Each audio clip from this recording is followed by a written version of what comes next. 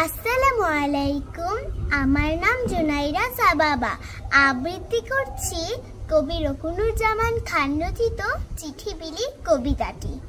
ছাতা মাথায় ব্যাঙ চলেছে চিঠি বিলি করতে, টাপুস টুপুস করছে দেয়া, ছুটছে খেয়া ধরতে।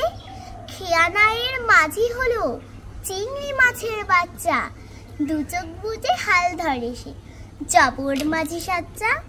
তার চিঠিও এসেছে আজ, লিখল বিলের খোলসে, সাঁঝের বেলার রোদে নাকি চোখ গেছে তার ঝলসে। নদীর ওপার গিয়ে ব্যাঙা শুধায় সবাই, ভাই রে ভেটকি মাছের নাতনি নাকি গেছে দেশের বাইরে। তার চিঠিতে এসেছে আজ, লিখল বিলের কাতলা, এবার সারা দেশটি জুড়ে নাববে দারুণ বাদলা।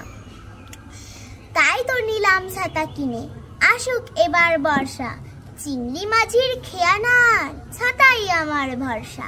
ধন্যবাদ।